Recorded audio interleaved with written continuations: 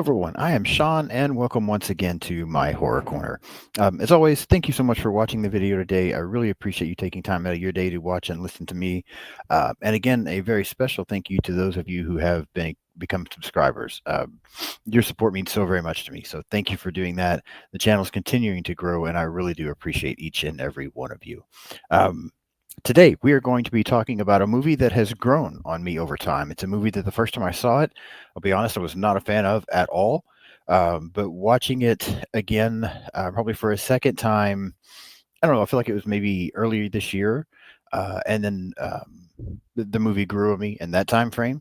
And then I watched it again this morning before I had some other things to do and then come back and record this. And yeah, I definitely feel like it's grown on me now that, that's all I want to say initially. I don't want to say how much it's grown on me or how much I like it, but today I'm going to be talking about Paranormal Activity from 2007, the first one in this franchise. Again, I never saw this movie in a theater. I didn't go watch it when it initially came out. I wasn't sure about it. And then the first time I did watch it, I'll be completely honest, I was incredibly bored the first time I saw this film. I just thought it was very slow paced. I didn't feel like there was enough happening. Um, yeah, it just didn't do anything for me at all. And I knew there were a lot of people that really enjoyed it. I just wasn't one of them. But earlier this year, and I don't remember why, but there was a night when I couldn't sleep. I have insomnia, so that happens to me a lot. But there was a night that I could not sleep, and so I found this movie. It was streaming on Max, I believe, is where it was at, and I think it's still there, honestly. But I ended up turning it on just because I couldn't really find anything else I wanted to watch right then. And so, I thought as well that because this movie doesn't have too much going on, maybe I'll be able to go to sleep while watching it. That turned out to not be the case. I actually found myself enjoying the film, and so then I watched like two or three of them that night. I was up most of the night just watching movies from this franchise.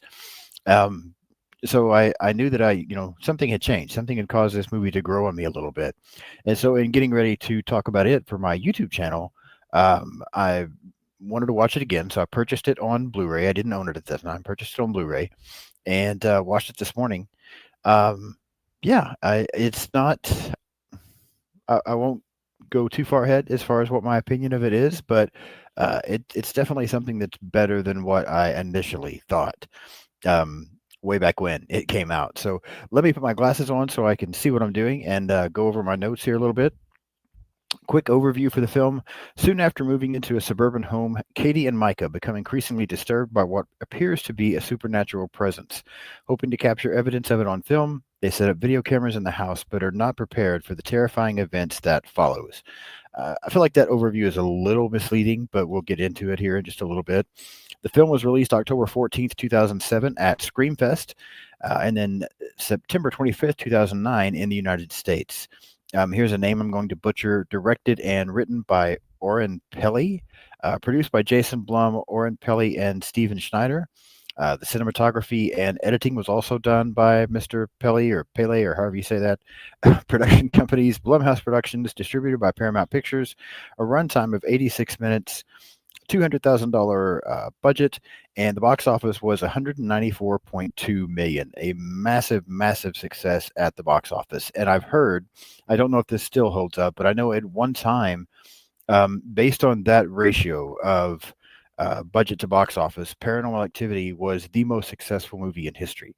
Again, because it was made so cheaply and then did so well that return was just huge. Again, I don't know if that still holds true today, but I know that's the way it was at one particular point in time. Critic scores: Rotten Tomatoes 83% from the critics, 57% from the audience. IMDb 6.3 out of 10. The critics consensus also from Rotten Tomatoes, using its low budget effects and mockumentary method to great result. Paranormal Activity turns a simple haunted house story into 90 minutes of relentless suspense. Yeah, we'll come back and share what I think about that here in a few moments. Cast, I'm just going to mention a very few names because this is a very small cast. Katie Featherston as Katie, Micah Sloat as Micah, Mark Fredericks as Dr. Fredericks, Amber Armstrong as Amber, and Ashley Palmer as Diane. A few behind the scenes things before we getting into actually walking through the plot. So this was originally developed as an independent film and given film festival screenings. At that time, then it did so well at those screenings that Paramount Pictures got the rights to the film, um, modified things just a little bit, and then it got the theatrical release. Again, as I said a while ago, it's often cited as the most profitable film ever made due to return on investment numbers. Um, the director used a home video camera, always sitting on a tripod or something else to focus on believability rather than action and gore. It also eliminated the need for a camera crew, which again cut into budget costs. There was no real script. Actors were given outlines and situations to improvise. Knowing that now, I'll come back to you'll talk about the cast here a little bit. Knowing that, I feel like this movie is the performances are good. I really think Katie Featherston does an amazing job in this film. I think she's fantastic. And knowing now that there really wasn't a real script and that they were just kind of given outlines and told to improvise, I'm even more impressed with her. Um, it's also odd because I feel like the character of Micah is not a very likable character. Very early in the film, I think we realize that we just are I think most people won't like him. And I think it's very fair. I mean, he's just not a very supportive person to Katie and everything that she's dealing with. And Micah is, I think, part of the reason that the things continue to a degree, not fully, because we're going to find out that was happening to Katie for a long time before she even met Micah. But he certainly didn't help the situation. And so, to know that that performance was also improvised. Um, that's a very good job by Micah Sloat. Again, I wonder what they asked him to do because if they just said, "Hey, improvise this and try to be a jerk and non-supportive," then he fucking nailed it. I mean, that was incredible. So, but again, I think everybody does a great job, and I was really impressed with Katie Featherston in this film. DreamWorks originally got the rights to the film. I mentioned Paramount Pictures earlier, but originally it was DreamWorks. But their plan was to remake the entire movie with a much bigger budget, and then just include this original that was done as an extra on the DVDs.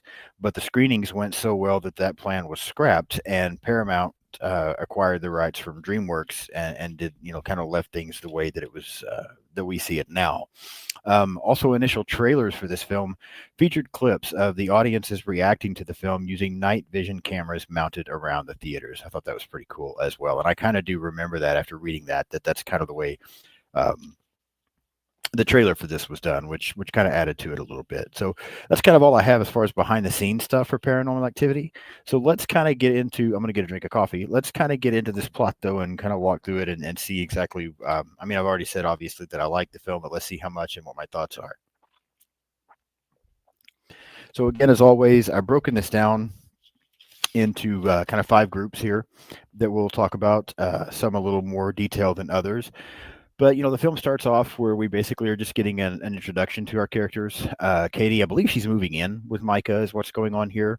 And in the very beginning, she tells him basically, um, somewhat anyway. They're talking about because he has these cameras set up immediately once she arrives there. He's filming her, but they do talk briefly, and you get the impression that she has told him about now that she has been haunted since she was a child, that she has been a part of some paranormal events happening ever since she was little, and that is why Micah has set all these characters up. I mentioned in that overview. Um, the way that reads to me is it almost sounds like it doesn't start happening till they get into this place, and that they're both, really wanting to get all these recordings done and get everything on film as possible, and that's really not the way it was. Initially it seems like Katie is on board, but she gets frustrated with Michael very, very early. So, but that's kind of our beginning. Again, just a little bit of backstory on Katie, knowing that Mike is setting up these cameras, wanting to record any activity that he possibly can. And, things kind of start off with just them hearing some noises a little bit at night. Katie, I think there's one point where her keys get moved. We don't see the keys move, but she mentions it later that they've been moved. I think they're like in the floor when she knows she didn't put them in the floor. It's not a bad opening. It's just not much happens, but it's a decent introduction to the characters and a decent setup for the story. So, it's fine. I will say, not to get too far ahead of myself, but I will say I can see why some people would think this movie would be slow, because there are some moments here and there of either nothing happening, or moments of very little happening. And if you're not patient with this film, I feel like that the beginning could cause you to be in that category of thinking there's really not much going on here, because again, it's pretty minor in the beginning. But then as we kind of move into things a little bit, um, Dr. Fredericks comes in to visit with the family, and this is something Katie's or to visit with Katie and Micah. Um, you can tell she's 100% for this. She's really wanting this, to talk to him and try to get some help, because this is something that has plagued her from her childhood. We get to hear her talk a little bit more about it, how she would see her and her sister would see these figures, or a figure at night, around the foot of Katie's bed. She also mentions a fire that destroyed their home and everything in it at one point. And Micah, you can tell, is not buying Dr. Fredericks. Dr. Fredericks believes that Katie is being haunted by a demon, and recommends a demonologist to visit with her, because it's not something that he ordinarily deals with. He does, however, mention to them that he does not advise interacting with this and trying to push it, and try to communicate with the demon or anything like that. Micah immediately is not on board with that. Again, that's what I was talking about earlier. Just not a very likable character, whatsoever. From there, we kind of get, things start to pick up a little bit as far as what's happening. There's times where lights are flickering, again, warn noises, door moving around somewhat while everyone's asleep. Things start to escalate a little bit. Micah continues to keep pushing, regardless of how scared Katie is throughout all of this. And as things escalate and you start hearing loud thuds, doors are now slamming rather than just moving a little bit. They're hearing like grunts and almost sounds like yells going on, and Katie is really terrified. We then have a scene in the film that I think is one of the better scenes in the film. And it's almost like where Katie wakes up in the middle of the night, and she's kind of in a trance.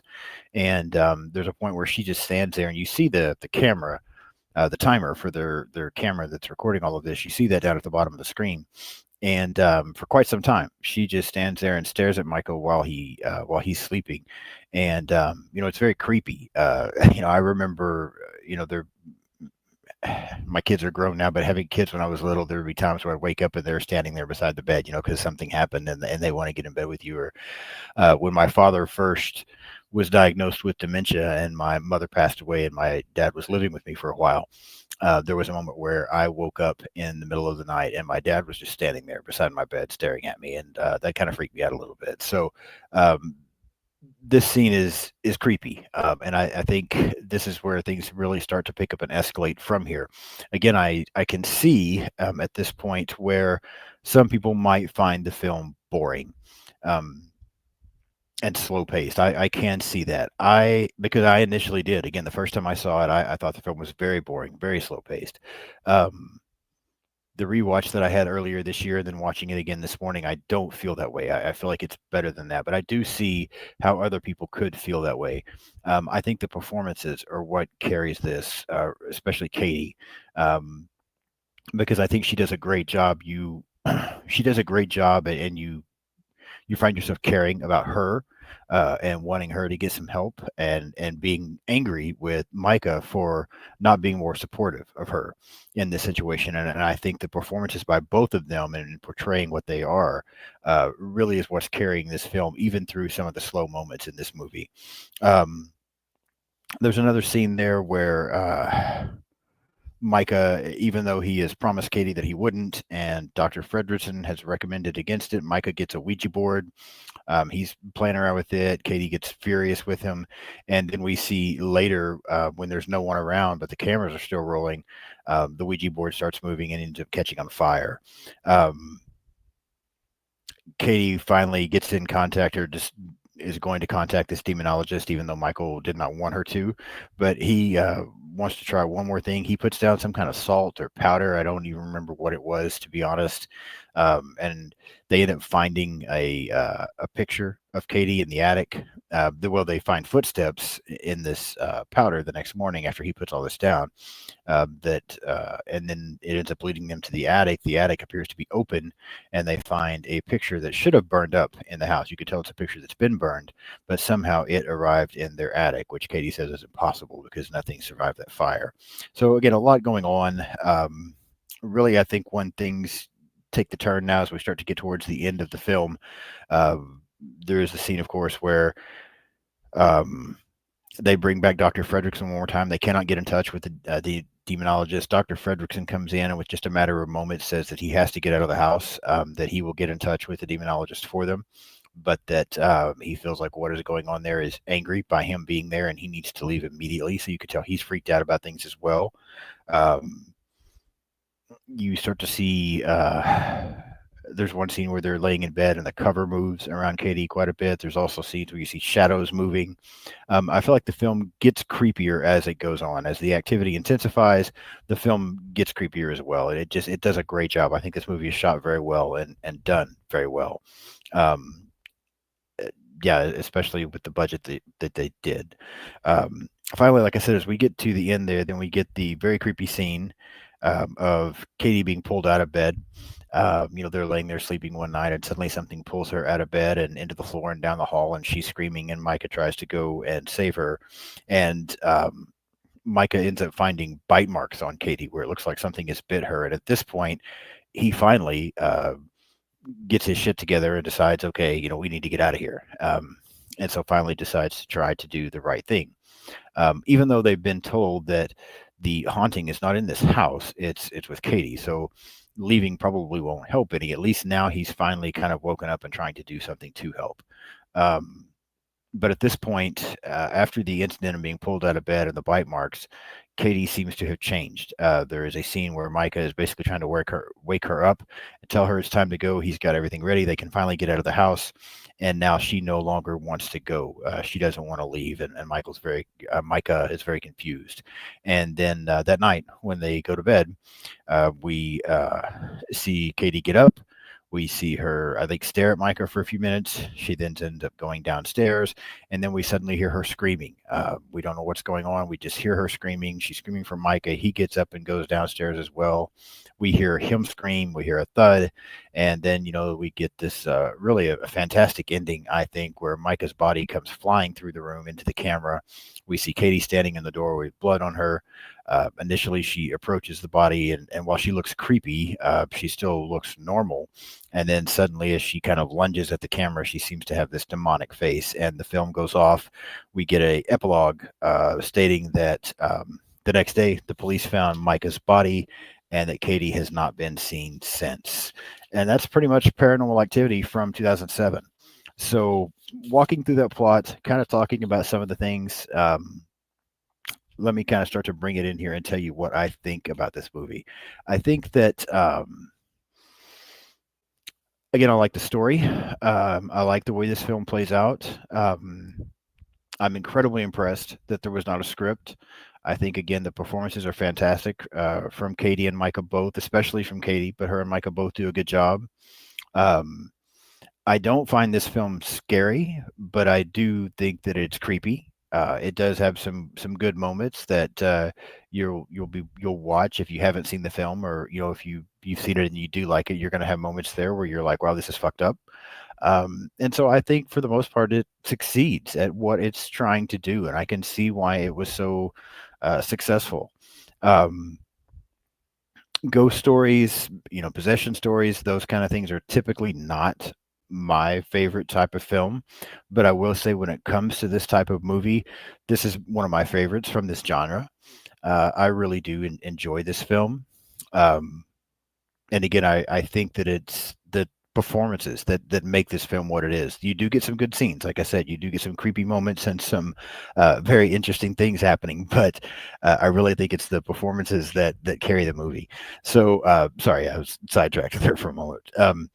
So that being said, to give this movie a rating on my scale of 1 to 10, um, again, I think for it to be this type of film, it's one of my favorite from this type. And Yeah, I think on a scale of 1 to 10, I will give Paranormal Activity from 2007 a 7.5. I'll go with 7.5 out of 10 for Paranormal Activity.